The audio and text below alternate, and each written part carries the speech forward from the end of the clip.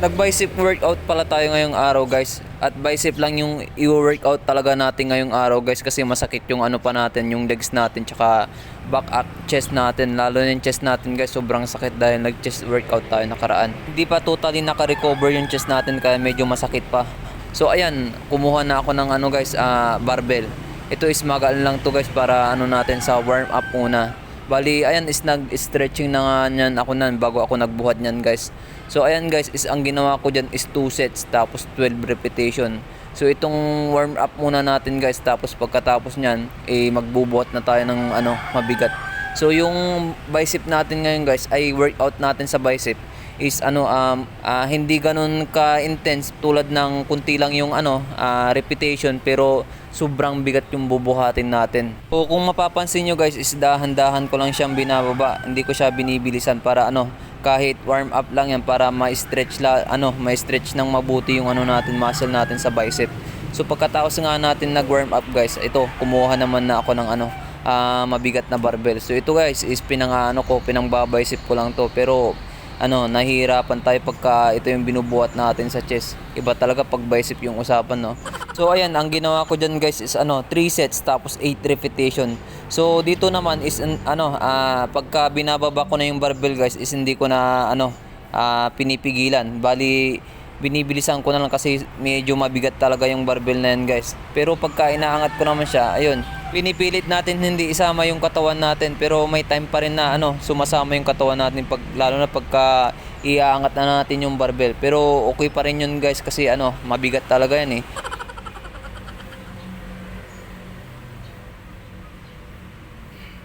At ayan, tapos na natin yung 1 set guys, 8 repetition yung ginawa natin. Ito naman yung pang 3rd set natin guys. Bali, nagtanggal na ako ng damit para medyo pam na tayo eh.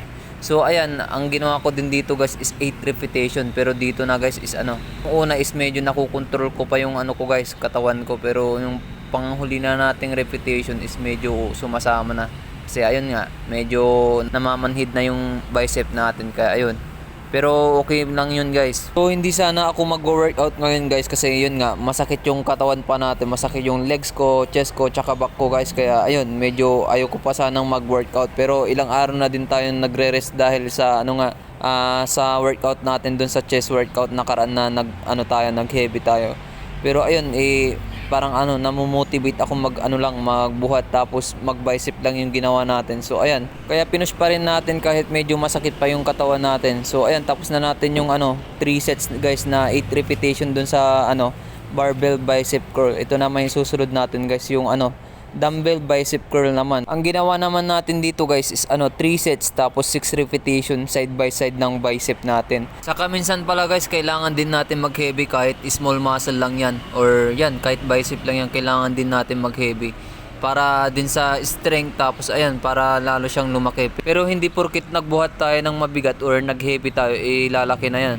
Kailangan pa rin natin ng recovery, tapos yung magandang nutrition. Pero yun nga, hindi tayo masyadong sa nutrition guys, kasi low budget eh.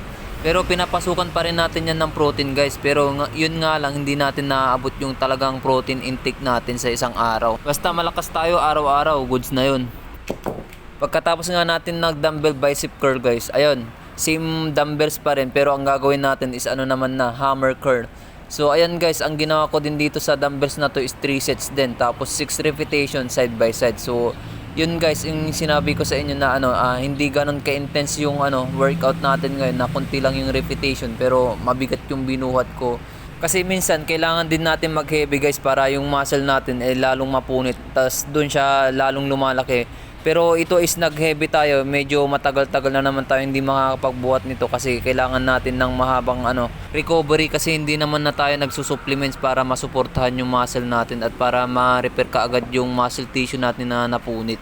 Pero makakapagbuhat pa naman tayo niyan, hindi nga lang guys, hindi nga lang bicep, ibang muscle naman. At pagkatapos pa lang natin nagawa yung 6 repetition dun sa medyo mabigat nating dumbbells guys, ayan, nag-drop set tayo.